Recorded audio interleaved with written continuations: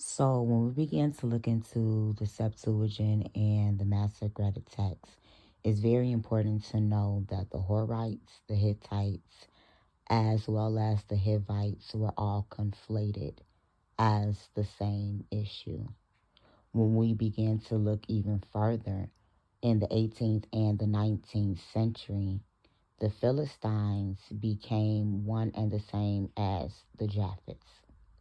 The reason being is because at the time of King David, he went to war with the Philistines and pushed them out into Morocco to become the Berbers.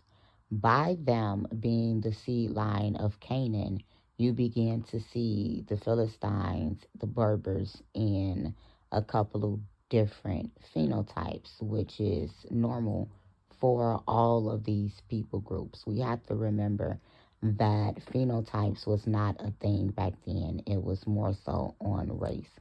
So when you begin to look at the fact that although the Hittites, the Horites, the Amorites, the Philistines were Hamitic, they were known for greatly dominating European culture.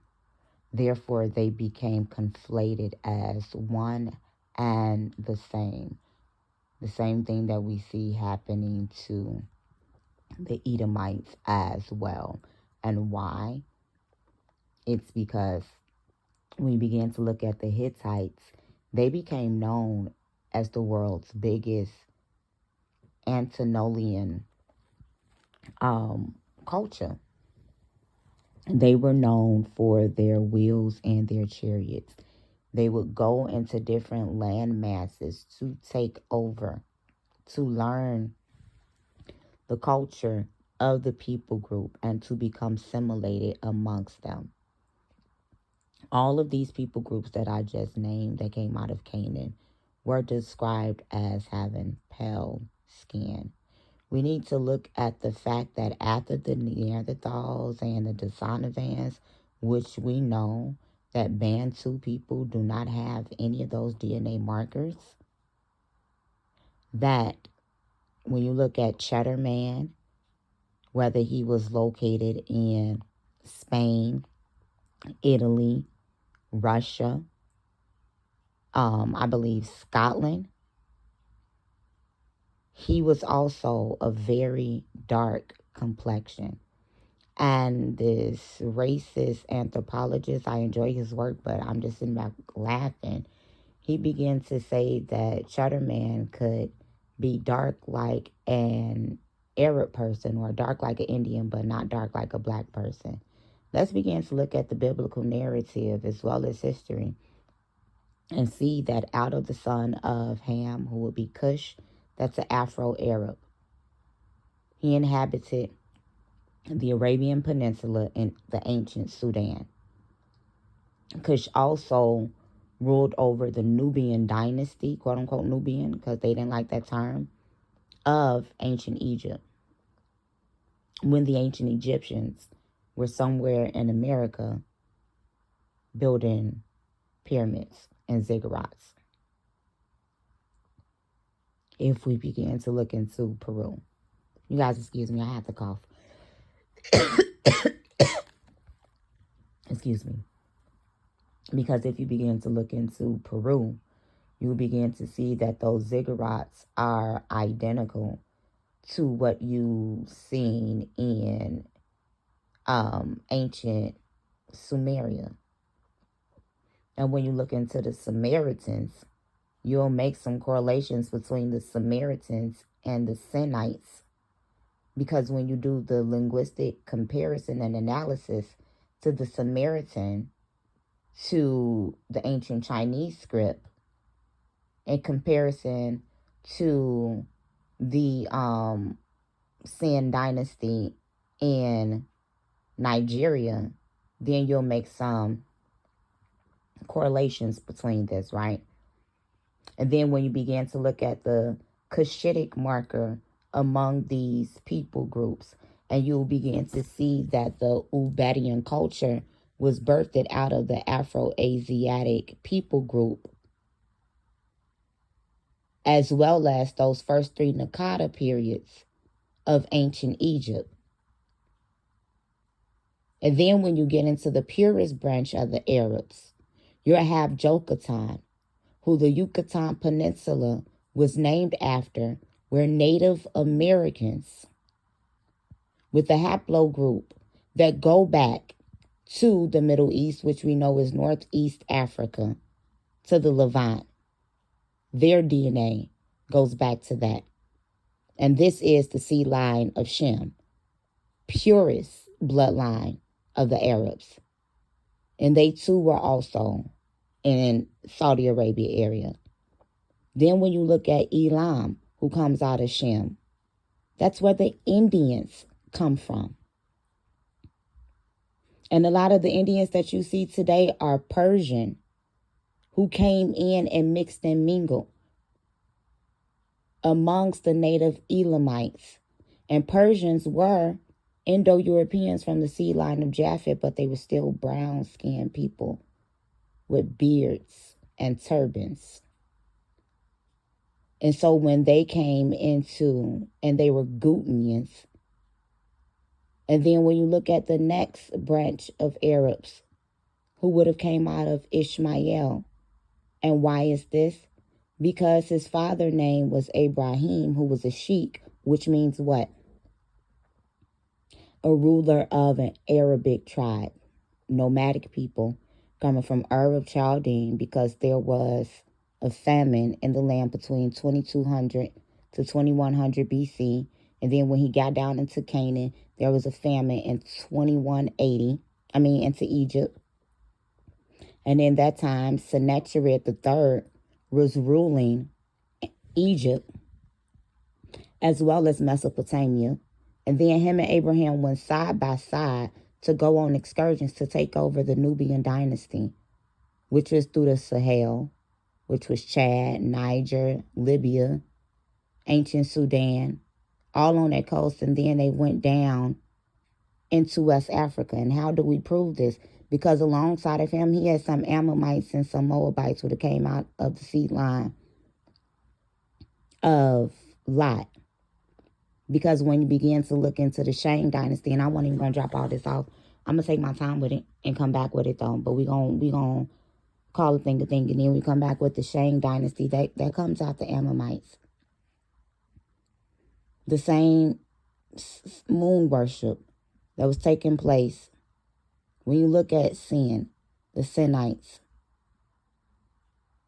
And so when our brothers and our sisters in the camps begin to say that the Moabites and the Ammonites are Chinese and Japanese, it sounds crazy because they don't break down the history. And to me, it sounded crazy for years. When you begin to look at the fact that the Silk Road went from Africa, allowing these Hibiru people, these Hebrew people, to buy and sell and trade all the way from Africa, Canaan, all the way in South Africa, because that was Canaan land, West Africa, Northeast Africa, into Eurasia, all the way into China and Japan. This is called the Silk Road, and it was being implemented during this time, which is how you would have these dynasties popping up at the same time. And then when you began to look at Ishmael's mother, she was an Egyptian. So how can Survive the Drive begin to say that Cheddar Man could have been dark like an Arab and dark like an Indian, but not a black person when these are black people? How do we prove this? Because Survive the Drive also began to say that Cheddar Man and himself, Survive the Drive is a Celtic, and we gonna get into this. But is he a Celtic gal? Because GYULGAULGAULGALLO, whichever way you want to begin to spell this, it means black. It means burnt. And I have so many different people groups that go by this name to prove it. And y'all know if I say I'm gonna come back. But Survive the Drive, I really believe that you, sir, if you decide to watch this video, based off of your description, you're a Horite. You have pale skin. red hair, and greenish blue eyes. Or a Hittite. That's how these people groups were described. But when you begin to look at the Gals and the people who founded ancient Ireland, their oral history say that they came out of Corona, Spain. And that's where the Moors, the Israelites, the Jews were. When you begin to look into even the DNA that you said that you have on the inside of you, along with Cheddar Man, because you probably have Neanderthal DNA on the inside of you. But I don't know if Cheddar Man does. But when you look at the U5, RB1 DNA, they came out of Africa. It dominated in Africa. When you look at the fact that Cheddar Man was lactose intolerant, the people groups that are highly lactose intolerant, hear me and hear me well, are Bantus, African Americans, those in the diaspora, aka Hispanics, as well as Native Americans. Survivor Jive, you even began to say that dark skin and blue eyes are dominantly seen amongst white people. Another bold-faced lie. Let me tell you, albinoism is higher amongst white people than it is black people. However, dark skin and blue eyes are 50% more popular amongst black people than white people. When you begin to look up black people with blue eyes, the mass majority of them are Haitians. And we know for a fact that there is a Gadite and a Hittite component amongst the Haitians. Haitian. The ancient Haitians, they have a saying in Creole, which begins to say that they are Haitians. That they are Igbo, excuse me. When we begin to look at the Igbo, they have a story that say we lived before Adam. This is not British Israelism, because I just told you. Japheth inhabited those places as the father of Indo-European people. And then you have your Hittites, your Horites, your Amorites. They went in with the pale skin and the recessive traits. The birther of these nations and the civilizations were Hebraic and Cushitic.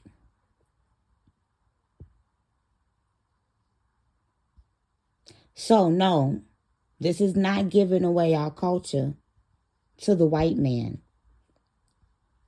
This is to let them know that we even had to come into the Caucasus Mountain. It's all of those land masses. See, people of the Most High God, we have to realize that we have to prove that we are in all four corners of the earth. We cannot truly call ourselves biblical scholars without digging into these migration patterns, the history, the DNA, so on and so forth, and figure out how everything begins to make sense.